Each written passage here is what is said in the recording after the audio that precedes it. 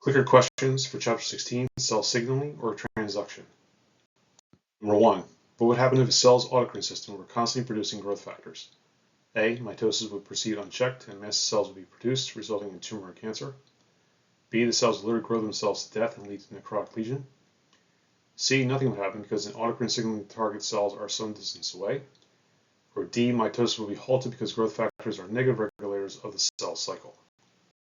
The answer is A. Mitosis will proceed unchecked and massive cells will be produced, resulting in a tumor or cancer. It's exactly what happened once the growth factors run amok and there's no shut-off system. Number 2. Among the modes of cell-to-cell signaling, what is unique about steroid signaling? A. Steroid receptors are on the cell surface embedded in the plasma membrane. B. Steroid receptors can bind multiple types of molecules, including non-steroids. C. Steroid receptors are in the cytosol or nucleus. Or D. Steroid receptors are the main component in autocrine signaling. The answer is C. Steroid receptors are in the cytosol or nucleus. This is the best answer out of the 4. The other 3 simply will not apply. Letter A. Steroid receptors are not going to be on the cell surface. They're going to be actually in the nucleus. The steroid receptors are going to be very specific, and they're not going to bind different types of molecules. And also, steroid receptors are more for endocrine signaling with the exact opposite, so they're far-reaching targets, as opposed to autocrine signaling, which is more for immune system response. Number 3. Farmers who produce table grapes will often spray the developing clusters of grapes with gibberellic acid, resulting in larger grapes. How does gibberellic acid work to achieve this result? Gibberellic acid stimulates fruit ripening, therefore, application will increase grape production. Gibberellic acid stimulates cell division. More cell division results in larger grapes. Or it induces the onset of dormancy. The sooner grapes enter dormancy, the larger they can grow. Or D, induces stem elongation by however long the stems. The grapes in the cluster have more room to develop and can grow to a larger size. The answer is D. Gibberellic acid is going to induce stem elongation. If you remember the 4 different types of neurotransmitters found in plants, the gibberellins are going to induce stem elongation, as you see here. Ethylene is going for fruit ripening. Cytokinins for cell division, and of course for dormancy is abscisic acid. So in this case, the gibberellic acid is only before the stem elongation and will therefore not apply to the other answers. 4. Activating a ligand-gating ion channel can have significant effects on cell physiology because A. When they're activated, ligand-gating ion channels will allow for a large flux of signaling molecules into their target cell. B. The ligand is nonspecific for the receptor, meaning amplification of activation occurs. C. As ions exit the target cell, they bind to and inactivate the signaling molecule, thus allowing for an off switch in the pathway. Or D. Opening ion channels allows for a large change in membrane voltage as ions leave or enter the target cell. The answer is D. Opening ion channels allows for a large change in membrane voltage as ions leave or enter the target cell. We see this in different types of neurons as well as muscle cells all throughout the animal kingdom. Very simply, the change or influx of ions going down the concentration gradient will change the voltage of the plasma membrane. Number 5. Why do you think the World Anti-Doping Agency, initiated by the International Olympics Committee, includes human growth hormone, or HGH, a small polypeptide hormone, on its prohibited list? A. HGH is available only in a few countries. It would be unfair to allow its use, given that very few athletes can access to it. B. HGH can give endurance athletes a competitive edge by increasing muscle strength, reducing fat, and increasing resistance to and recovery from injury. C. Overuse of HGH can lead to increased insulin resistance, swelling in the arms and legs, or edema, joint and muscle pain, and for men, enlargement of breast tissue. Or D. Because HGH cannot be synthesized in the laboratory, it must be isolated from important pituitary glands and therefore has many undesirable side effects. The answer is B. Human growth hormone can give endurance athletes a competitive edge by increasing muscle strength, reducing fat, and increasing resistance to and recovery from injury.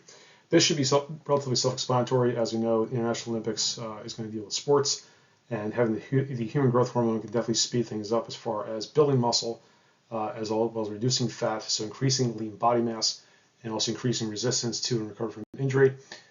This is a tightly regulated substance that's used in the treatment of different types of diseases or conditions, and it's actually illegal in almost all competitive sports, that I understand, to use it in any kind of competitive nature. Number 6. G protein coupled receptors typically have carbohydrate groups attached to the extracellular portion of the protein. What might be the role of these carbohydrates in mammals? A. Ligand recognition. B. Cell surface binding.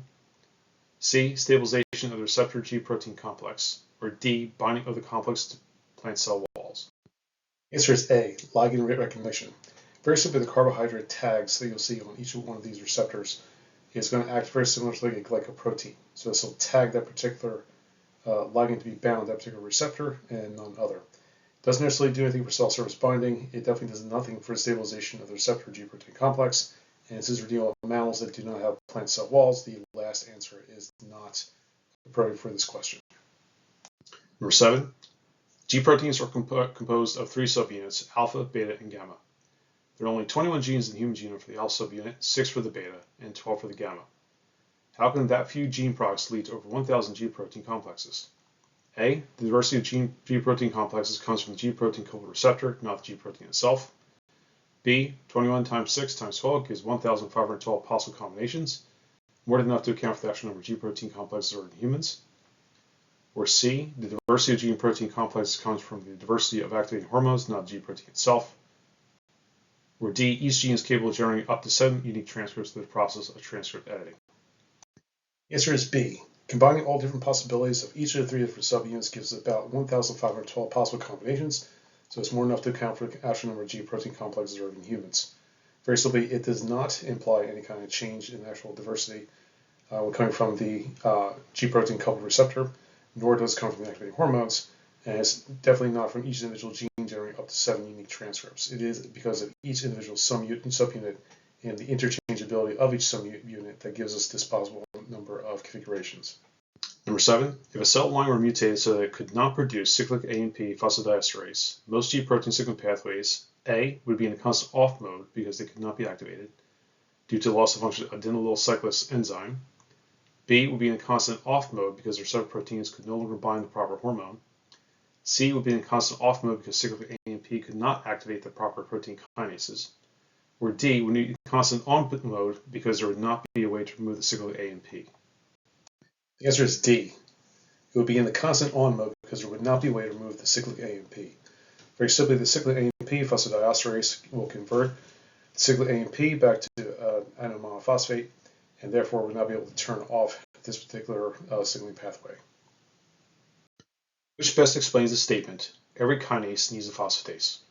A. Kinases activate the pathways by attaching phosphate groups to target proteins. Phosphatases remove the phosphate groups and terminate the response. B. Phosphatases are necessary for signal pathway activation, while kinases are responsible for terminating the response. C. Both kinases and phosphatases are key components of every signal pathway in that they both attach phosphate groups to target proteins. Or D. Kinases directly phosphorylate phosphatases, which then go on to activate downstream elements in the signaling pathway. The answer is A. Kinases activate pathways by attaching phosphate to target proteins, and phosphatases remove the phosphate and terminate the response. We need the opposing enzymes to basically oppose different types of reactions and try and get us back to a relative set point or homeostatic point for this particular type of reaction. So if we have too much of ramping up, it'll calm things down, it gets back down to the set point, so this way we can balance out the levels as best possible. Number 9. The steps in receptor tyrosine kinase activation are 1. Ligand binding, 2. Receptor dimerization, 3. Autophosphorylation. What is the result of these steps? A. Specific binding sites are created for additional proteins that transmit intracellular signals upstream of the activated receptors. Or B. Signaling activity is greatly reduced due to steric hindrance caused by binding of large, charged phosphate groups. C. Phosphorylation of tyrosine residues within the catalytic domain increases protein kinase activity of the receptor tyrosine kinase itself. Or D. The phosphorylated amino acid residues are enzymatically removed in order to terminate the signaling pathway. The answer is C. Phosphorylation of tyrosine residues within the catalytic domain increases protein kinase activity of the receptor tyrosine kinase itself. So it's very important for all the different signaling downstream for all the activated receptors as it goes from the tyrosine residues outside the catalytic domain and creates more specific binding sites for other proteins as it goes downstream. 10. What is the main difference between receptor tyrosine kinases and non-receptor tyrosine kinases? A. Receptor tyrosine kinases contain an intrinsic kinase activity, whereas non-receptor tyrosine kinases recruit separate kinase enzymes. B. Receptor tyrosine kinases can be phosphorylated and non-receptor tyrosine kinases cannot. C. Receptor tyrosine kinases undergo ligand-induced dimerization and non-receptor tyrosine kinases do not. Or D. Receptor tyrosine kinases must be activated by another ligand or hormone, whereas non-receptor tyrosine kinases do not need to be activated. The answer is A. Receptor tyrosine kinases contain intrinsic kinase activity, meaning that they will be phosphorylated themselves through covalent bondage, whereas non-receptor tyrosine kinases recruit separate kinase enzymes. So these are going to be separate downstream enzymes that are going to be non-covalently bonded and become phosphorylated themselves. The other answers here do not apply. Receptor tyrosine kinases are both phosphorylated, whereas the non-receptors are also phosphorylated. They're both going to have ligand-induced dimerization, and the non-receptor tyrosine kinases do need to be activated just as easily as the tyrosine-based kinases. Number 11, what would happen if a ROS protein were unable to interact with its proper GTPase activating protein, or GAP? A. ROS could not be activated and cell growth would continue unchecked. B. ROS would be irreversibly inactivated and cell growth would cease. C. ROS would remain in an active state and cell growth would continue unchecked. Or D. ROS would not be able to bind GTP and cell growth would cease. The answer is C. ROS would remain in an active state and cell growth would continue unchecked. Now, normally ROS does turn on and off to allow proper growth or proper response of normal cells to growth factor stimulation. However, it can also allow abnormal growth of characteristics of cancer cells and tumors that we normally see. But the actual mechanism, very simply, is the RAS is going to interfere with the GTP hydrolysis by the RAS proteins. So it'll stay in its active GT-bound form if GTPase is not present or it cannot interact with it. So very simple to have the continued proliferation of the cells and therefore create some kind of tumorous type of cell growth. Mitogen-activated protein kinase pathways are operated via cascades of protein kinases. An advantage of using the cascade as an intermediary between a signal and an outcome is that it would allow A. the amplification of signal to multiple pathways, B. different signal pathways to utilize the same downstream kinases, C. the activation of multiple genes from a single signal, D. different signaling molecules to activate the same downstream kinases, or E. all the answers are correct. In this instance, E. all the answers are correct for this question. Amplification of single signal to multiple pathways. Different signal pathways utilize the same downstream kinases. Multiple genes are going to be activated from the single signal, and different signal molecules are going to activate the same downstream kinases. Number 13, mammalian target rapamycin inhibitors, such as rapamycin and its analogs, have recently attracted broad clinical interest among researchers. Which of these are incorrect and do not support this statement? A. The activation or inactivation of the mTOR pathway underlies multiple human pathologies. B. mTORs are key transcription factors that regulate genes involved in cancer, autophagy, and maintain current nutrient levels. C. The mTOR pathway is essential regulator of cell growth and is involved in virtually all aspects of cellular function. Or D. mTOR1 and mTOR2 are protein kinases that are regulated by multiple signals and can phosphorylate multiple target proteins. The answer is actually B. mTORs are key transcription factors that regulate genes involved in cancer, autophagy, and maintain nutrient levels. So this statement does not support the original statement up top here. Very simply, we go through the other answers here. Very simply, if it does attract broad clinical interest among researchers, then usually it is dealing with different types of pathology, so A is a definite answer. Letter C, the entire mTOR pathway is a central regulator of cell growth. It's definitely involved in all aspects of cellular function. By definition, mTOR1, mTOR2 are protein kinases, as they will phosphorylate other types of kinases and other enzymes. But the mTORs as key transcription factors technically is not true. It's not a direct regulation of different types of genes for cancer and autophagy, although it does involve itself in the entire pathway for cancer, autophagy, and maintaining nutrient levels. Number 14, what feature or features of the transcription growth factors beta SMAD and the Janus kinase, STAT or signal transducers and activators of transcription signaling pathways act as a disadvantage from the standpoint of regulation? A. Their signaling pathways are long and complex, making regulatory control difficult. B. The signaling pathways are short and direct, meaning there are fewer opportunities for regulatory control. C. The signaling pathways are quite long and complex, involving multiple intermediary proteins. Or D. The signaling pathways require the use of ATP, which is often a limited component of signaling pathways.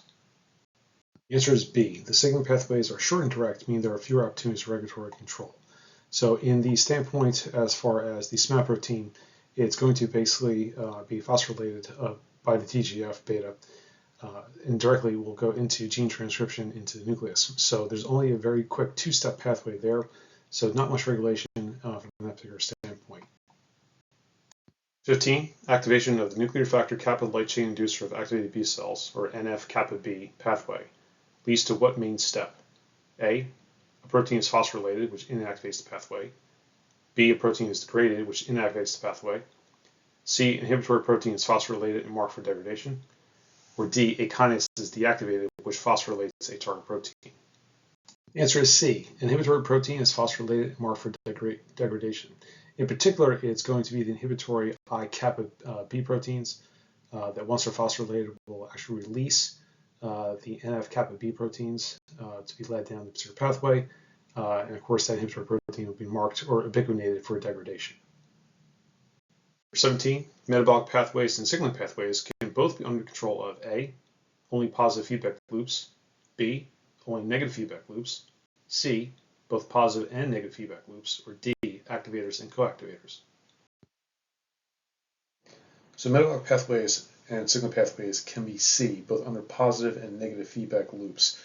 Very simply, in some instances, you want a ramping up effect, so you want the positive feedback loops under certain conditions, whereas sometimes you want a negative effect or a seesaw effect of certain types of reactions where you inhibit the opposite or prevent negative feedback to basically bring yourself back to a set point. So the answer is C, both positive and negative feedback loops, both metabolic pathways and signaling pathways.